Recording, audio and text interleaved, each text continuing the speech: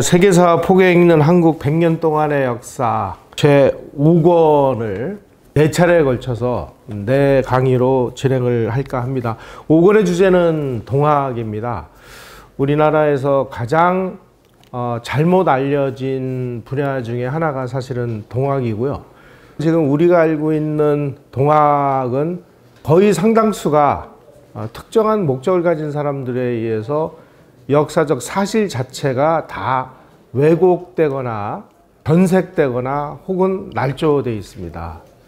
그래서 이거를 어떻게 해야 될지 정말 힘겨운 과제 중에 하나인데, 이미 그 유영익 교수라든지 이런 분들이 동학 분야에 대해서 많은 연구를 해 놓으셔서 그것들이 확산되기만 하면 지금 현재 우리가 상식으로 알고 있는 동학이 얼마나 잘못되어 있는지를 쉽게 알 수 있는데, 문제는 그런 연구들이 의도적으로 지금 은폐되고 인정을 하지도 않고, 그러면서 특정한 세력의 특정한 목적에 의해서 동학이 크게 지금 잘못되어 있습니다.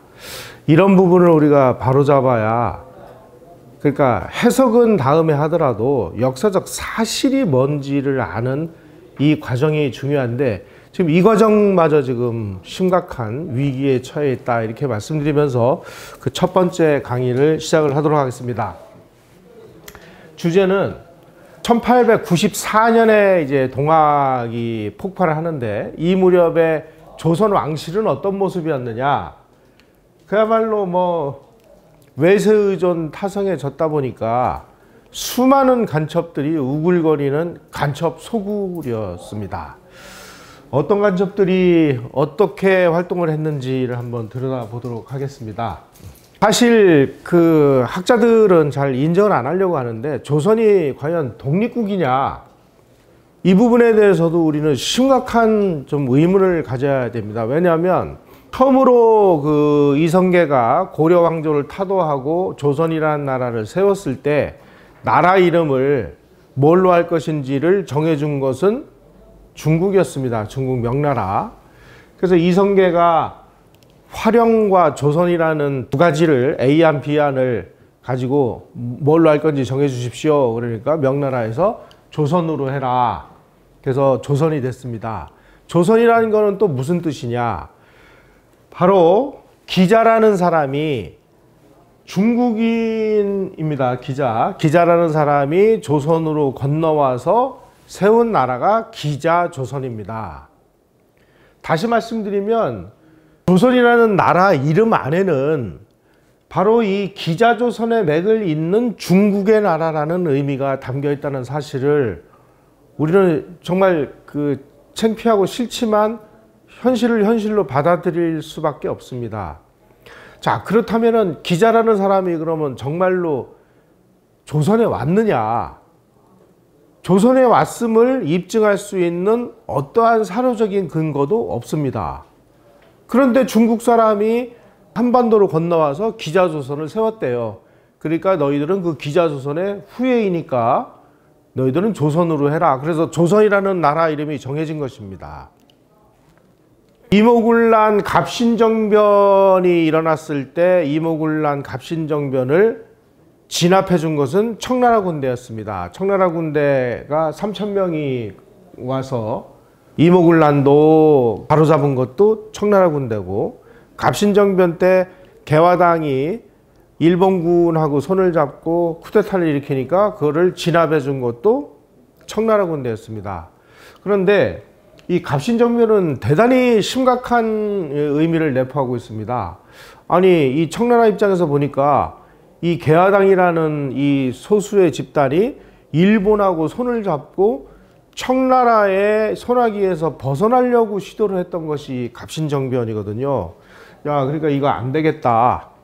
얘네들 그냥 놔두면 이거 자칫 잘못하면은 우리 손아귀에서 빠져나갈지도 모르니까 지금까지의 느슨한 형태의 통치가 아닌, 우리도 지금 서양 열강들이 중국을 와가지고 중국을 아주 옥죄는 것처럼 우리도 직접적인 식민 통치 비슷한 걸 하자. 그래서 이 이모군란과 갑신정변 이후에 청나라는 조선을 과거에는 속방으로서 통치를 했다면, 요 무렵부터는 이제 거의 서양 열강들이 동아시아를 침략해서 식민지 비슷하게 통치를 하기 시작을 했습니다.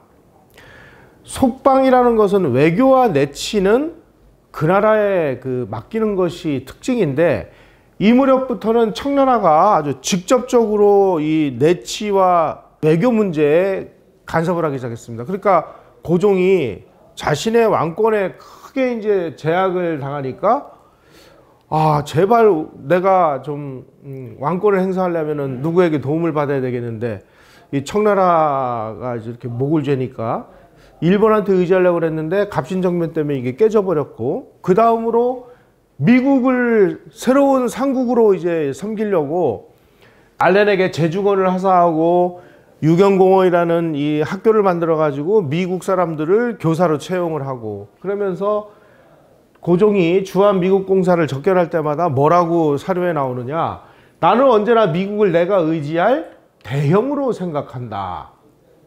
새로운 상국으로 미국을 모시려고 했어요. 그런데 미국은 조선에 아무 관심이 없는 거예요.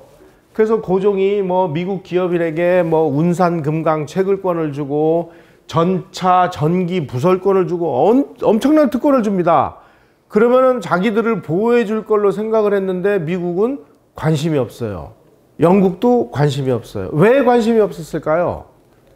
기록에 의하면은 조선은 착취할 것조차도 없이 가난한 나라였기 때문에 이 나라에 와가지고 자기네들이 취할 수 있는 이득이 하나도 없으니까 그냥 팽개친 것이죠. 그래서 미국을 향한 이 관심은 그야말로 짝사랑에 불과했다. 고종이 그렇게 관심을 가지고 운산금강 채굴권이라든지 정말 어마어마한 이권을 줬음에도 불구하고 미국은 소가 닭 보듯이 이런 식으로 이제 무시를 한 겁니다. 이러한 무시 전략을 외교적인 용어로는 뭐라고 표현을 하냐면은 우호적인 중립이다, 이렇게 얘기를 해요. 참 외교 용어는 정말 참 희한하죠.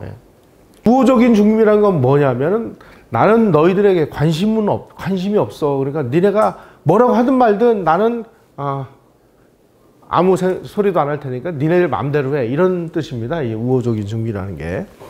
미국 정부가 1882년에 조미수호 조약을 체결했을 때는 중국이나 일본하고 거의 동급인 전권 공사, 특명 전권 공사를 파견했습니다.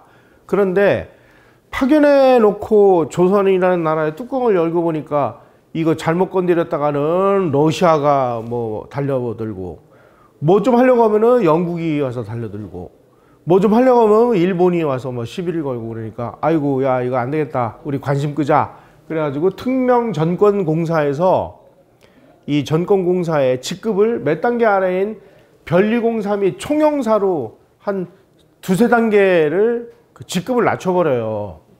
다시 말씀드리면은 미국은 조선에서 관심을 퇴거하는 전략을 시작한 것입니다.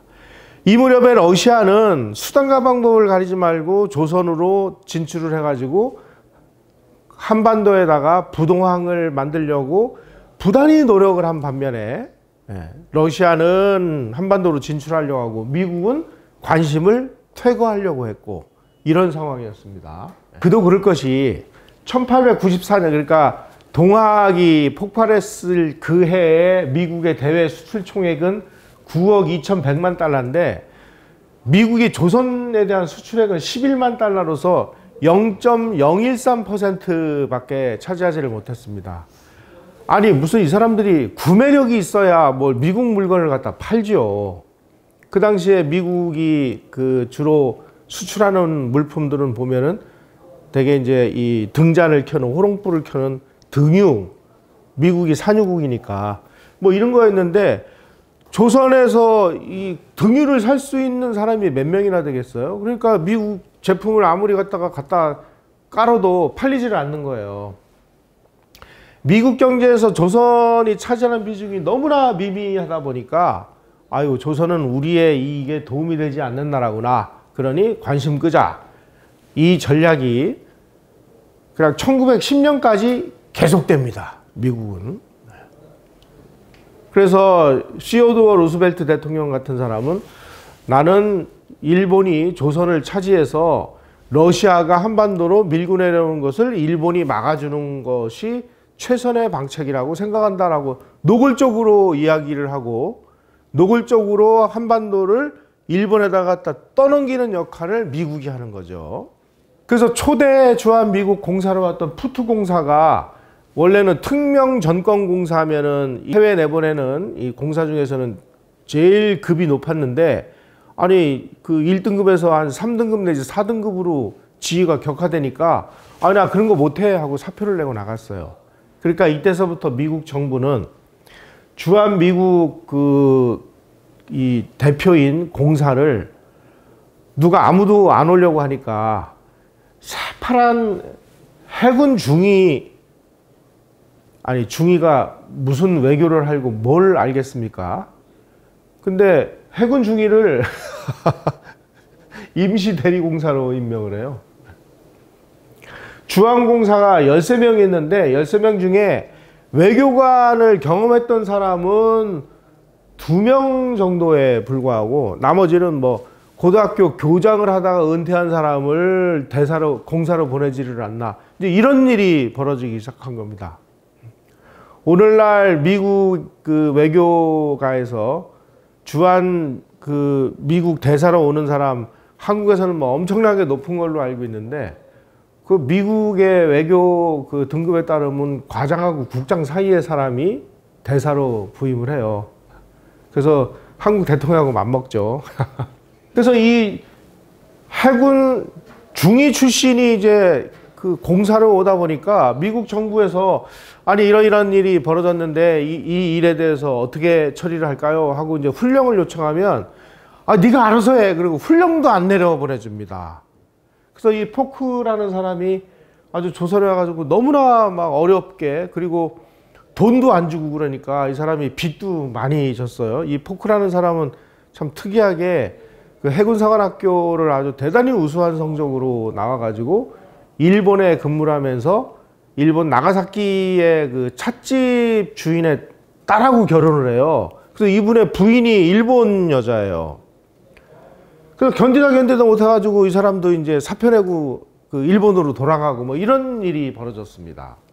이처럼 미국이 쳐다보지도 않으니까 이번에는 이제 일본에 접근해가지고 아 제발 나 좀 도와줘.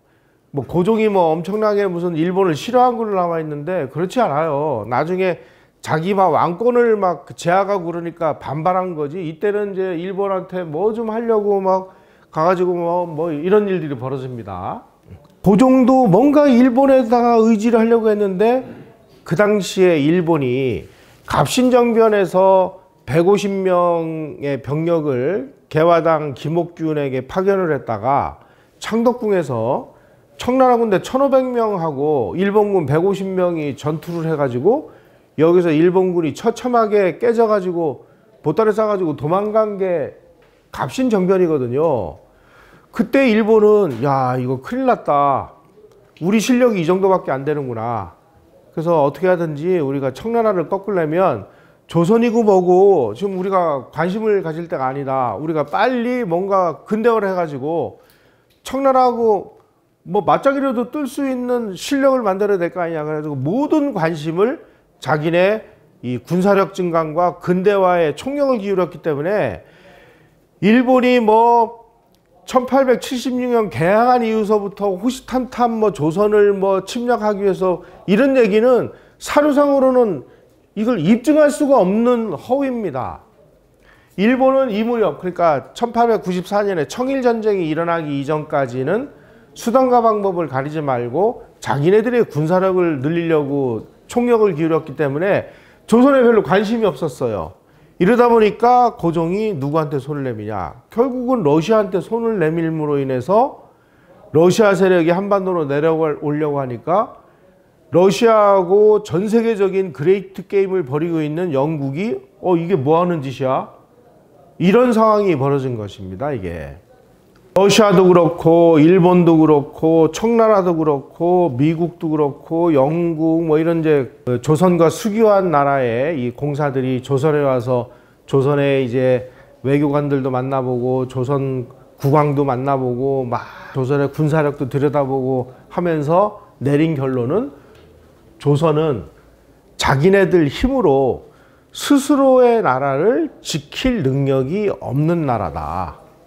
자력으로 독립유지가 불가능하다. 그러려면 어떻게 해야 되느냐 이 나라를. 일본 입장에서는 만약에 러시아가 한반도를 차지하면 바로 한반도가 일본을 침략하는 이 일종의 기지가 되기 때문에 일본이 아주 이 안보가 크게 위협을 당하니까 수단과 방법을 가리지 말고 러시아가 한반도를 차지하지 못하도록 막는 게 일본의 역할인데 일본도 자기네들 근대화하느라고 어떻게 할 방법이 없어요. 그러니까 조선에다가 야 너희들 빨리 어떻게 좀 개화를 하고 개혁을 해서 니네 나라는 니네 스스로 지켜라. 1894년까지의 일본의 정책과 전략은 바로 이것이었습니다. 영국 입장에서는 러시아가 만약에 한반도를 차지해가지고 한반도에 있는 이 부동항을 이용해서 부산이나 마산이나 인천이나 원산이나 이런 데에 이 러시아 태평양 함대가 기항을 해가지고 여기에서 태평양을 누비기 시작하면은 영국의 제해권에 심각한 도전이 되는 것입니다. 그래서 영국 입장에서도 어떻게 하든지 이 러시아가 한반도로 밀고 내려오는 것을 막기 위해서 노심초사하는데 어떻게 되나 결국 나중에 영국은 일본을 동원해 가지고 러시아를 막는 이 불쏘시개를 쓰는데 이게 결국은 러일 전쟁입니다.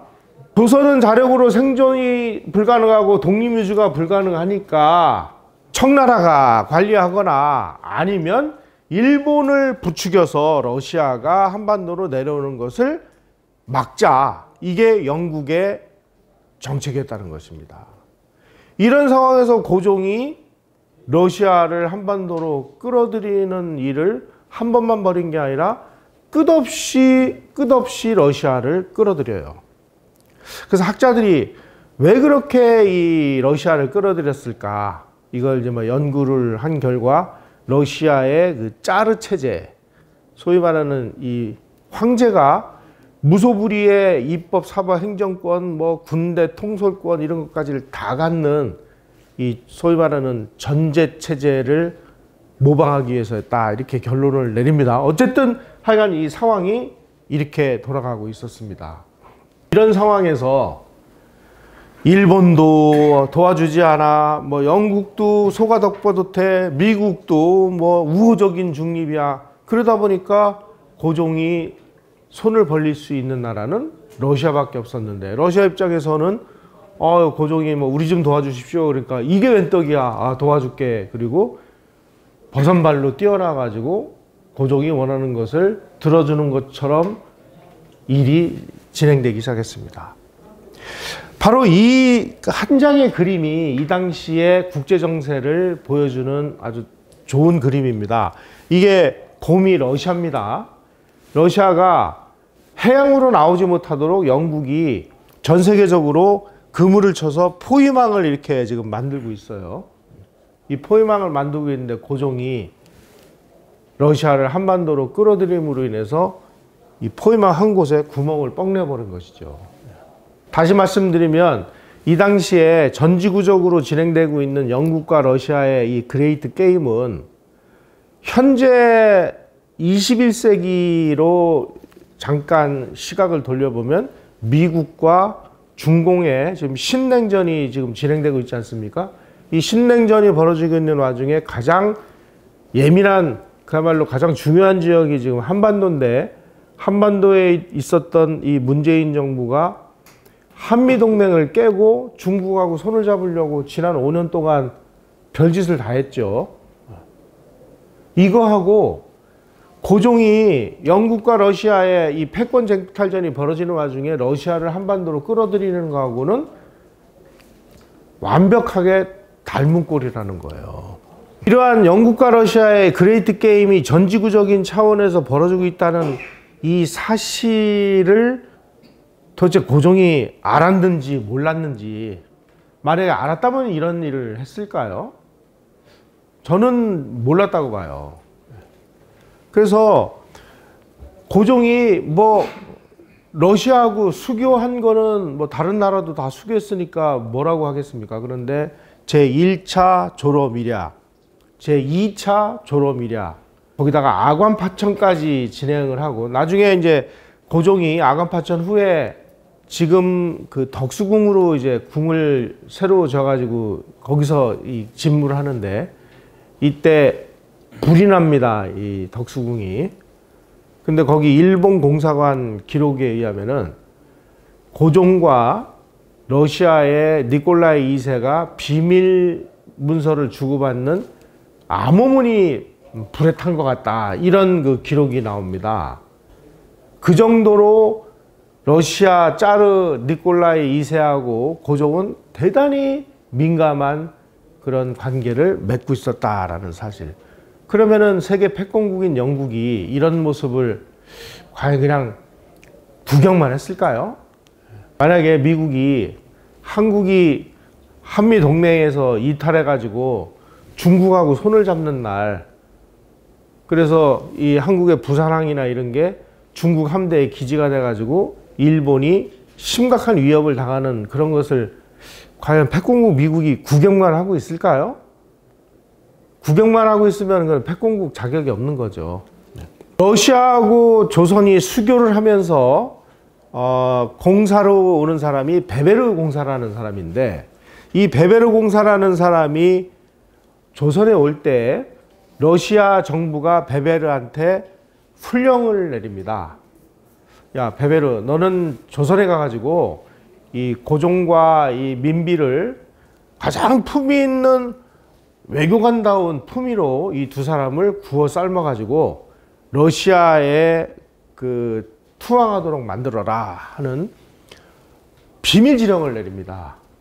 그래가지고 이 베베르라는 사람이 조선에 와가지고 아주 뭐 외교관답게 아주 뭐 기품 있는 그런 복장과 아주 뭐 멋있는 뭐 아까 말씀드린 뭐 그런 그 이상한 용어들 이런 걸 동원해 가지고 어떻게 했는지 고종과 민비를 완전히 겉살봐 가지고 고종과 민비가 러시아라는 이 바다에 그냥 빠져버려요. 특히 이 베베르뿐만이 아니라 이 베베르의 부인도 아주 민비를 완전히 겉살봐 가지고 이 러시아의 이 소나기에서 벗어나지 못하도록 이렇게 만들어 놨습니다. 더 심각한 문제는 베베르가 정말 정체불명의 여성을 한 명 데리고 옵니다. 이게 누구냐?